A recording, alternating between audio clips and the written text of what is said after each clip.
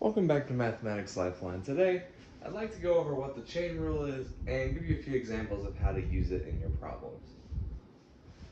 So, the chain rule is a way, with the power rule, the product rule, the quotient rule, those are all functions that we can solve if the input of the function stays at just x.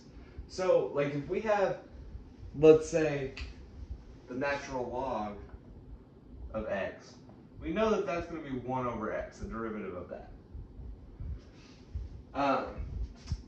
The problem is if we try to find the derivative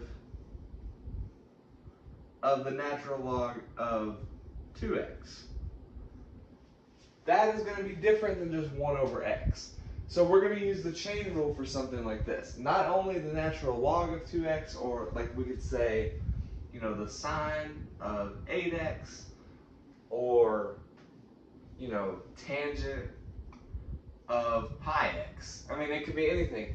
The problem is, you'll see, is these x's are not just x's. We can't do the normal easy memorized rules because the inputs are different.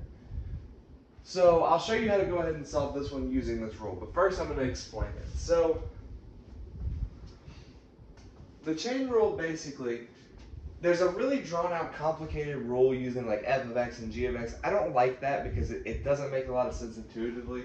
So I like to do it in English. So the first step is you're going to take the derivative of the outside function. So right here, we have the outside of this whole thing is the natural log. The inside is the 2x. So we need to know what the outside and the inside of the function is. So we're going to take the derivative of that. So take the derivative of the natural log of 2x, which, remember, when we look at the natural logs, it's going to be 1 over the inside. So it's not always going to be 1 over x. It's just 1 over x in this case because the inside is an x. If you have 1 over 2x, well then the derivative of the inside is going to be 2x. I'm sorry, not the derivative. The inside is going to be 2x. So that's what I mean by leave the inside function alone. Because the part where you take the derivative of the outside, you're leaving the inside alone for that part. The only time you use the inside is for this third step, where you multiply by the derivative of the inside function. So this is going to be times the derivative of 2x, which is 2. It's going to be equal to 2 over 2x. And it ends up being 1 over x. It ends up, because the 2's simplify. So in this case, it does end up working out to be the same. But there are cases where it is going to be a little bit different. So I'll give you an example of that.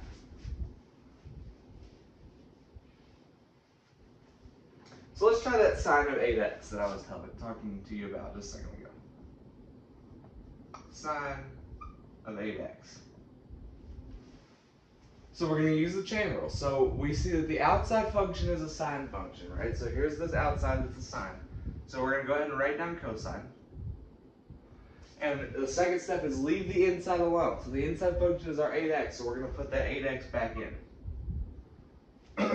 And then the final step is to multiply by the derivative of the inside function.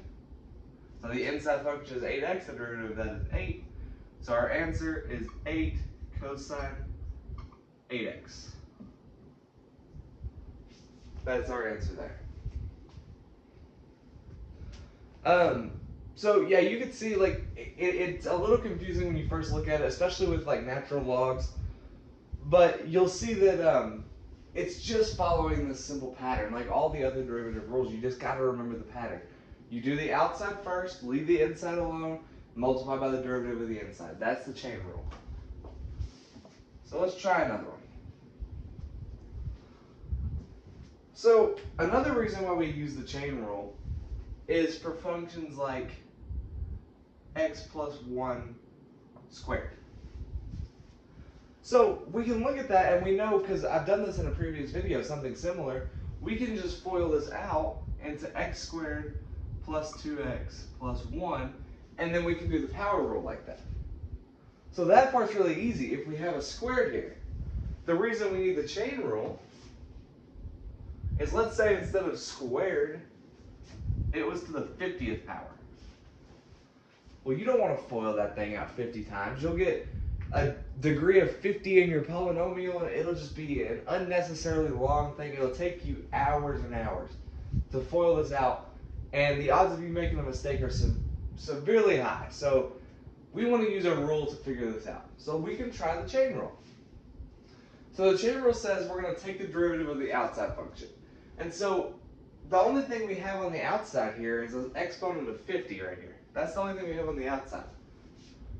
But remember, we have a rule for exponents. That's the power rule. So we can use something similar to the power rule and then just solve this in the form of the chain rule.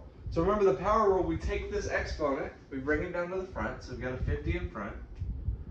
And then, remember, we leave the inside alone. So when we get to this point where we have to write that down, we're going to leave it alone for now. And remember, we're using the power rule, so this 50, you have to subtract 1 from it, so to the 49th. And then the last step, you multiply by the derivative of the inside function. Well, the derivative of this is just going to be 1. So it's going to stay as 50 times x plus 1 to the 49th. That's going to be your answer here.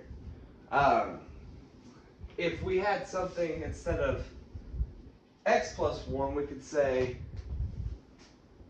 let's say x squared plus 1 to the 50th.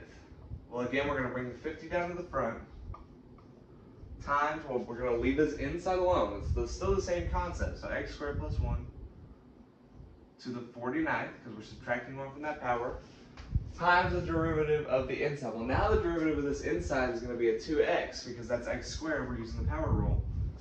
Then we can bring these together and multiply them. So then we have 100x times x squared plus 1 to the 49th.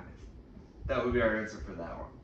So you can see it's still the same rule. The only thing I did here was combine this 2x and this 50 into 100x, because we can multiply those together.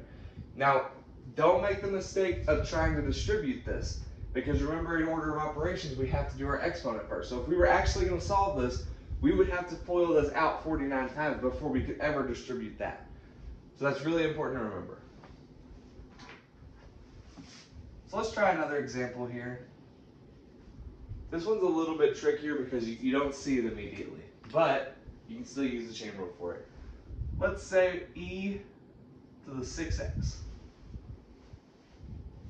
Okay, well that's a little weird because we know the derivative of e to the x is just equal to e to the x. But is this going to equal the same thing? Well, remember when we use our chain rule, we use our chain rule whenever the inputted value of the function is different than just an x. So this is 6 times x. That's different. That's not just an x. So the derivative of this is not going to just be e to the 6x. It's not how this works. But what we can do is look at this with the chain rule. So the outside function, so the one on the very far outside, we see that that's going to be 6x. But the problem with this one is there's not really one outside function. It's all one big function. So what you have to do is you have to take the derivative of this entire thing. So you're basically going to leave everything alone because this is all one big function.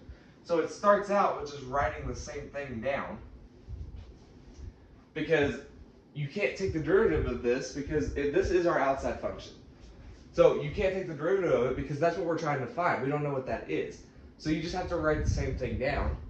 But then we can still multiply by the derivative of the inside because the derivative of the inside is going to be our 6x because that is, kind of the exponent. It just kind of intuitively you would think of that as the inside, I guess. And so the derivative of 6x is just going to be 6. So our answer here is 6e to the 6x. It's not just e to the 6x. You have to have that 6 out in front using the chain rule.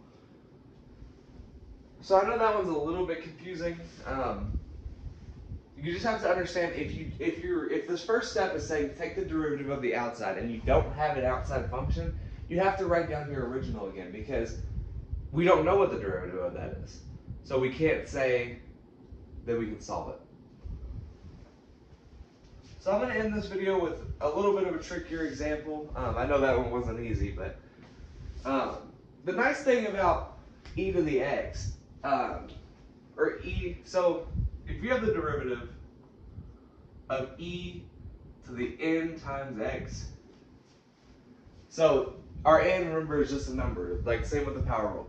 this is always going to be equal n times e to the n times x. It's a nice rule, and it really resembles the power rule, except you're not subtracting anything from your n. So, like if you have the derivative of e to the 14x, your answer is going to be 14e to the 14x. So, instead of using the chain rule, I would probably just use this rule, but your professor might want you to show that you can do it using the chain rule. But I like this rule. It's always going to be the same for e's. But yeah, I kind of got off track there, so let me end up with one more example. This one is a little bit trickier. Probably going to need some extra space, honestly, but let's say we want to do the natural log of cosine of 4x. Well, this looks awful, right? Because here's the problem with this. The natural log is the outside function, but you also have an outside function with the cosine because it's outside of this 4x. Because we know that taking the derivative of cosine of 4x, we would have to use the chain rule for that anyway. So we have a chain rule in a chain rule. Well, we can just do it twice. So let me show you. So we have the natural log. Remember, that's 1 over the inside. So the inside of your natural log is cosine of 4x. So you have 1 over that whole inside, cosine of 4x. Remember, we're leaving the inside alone. We're not changing anything here. Now, so we've got to the second step. Now we're going to multiply by the derivative of the inside. Well, the derivative of the inside is another chain rule, right? So we have to take this step by step. So now we've got rid of this ln. So now we need to look at the cosine. Well, the derivative of cosine, because now we're kind of starting over. So our derivative of cosine is negative sine. So we got that. We got the negative sine of, well, now we're under our second step. We're going to leave the inside alone. The inside is a 4x now. Now we're multiplying by the derivative of the inside. And the derivative of the inside, now we're on to this 4x. And the derivative of that is just going to be 4. So I know that you kind of have to use the chain rule twice, but you have to understand that you've got an outside, and then an inside. So you have to use the outside twice. You have to take the derivative of it twice. So now we can combine this all together into a negative 4 sine of 4x over cosine of 4x. And again, this is the right answer. It will still, like, if you plug that into your calculator for any value x, it would still give you the right answer. But we can simplify this a little more. And I would do this because your professor might want you to do it on a quiz or a test. So we have a sine of 4x over a cosine of 4x. And we know that sine over cosine is just going to be a tangent. So what we end up with here is going to be a negative 4 tangent of 4x. That right there is going to be our derivative of the natural log of cosine of 4x.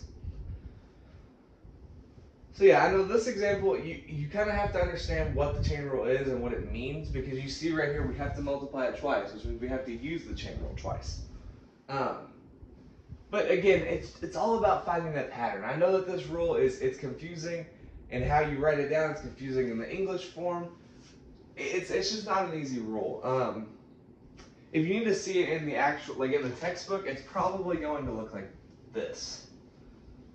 It's probably going to say the derivative of f of g of x is equal to f prime g of x times g prime of x. That's what it's going to look like. That right there is the chain rule.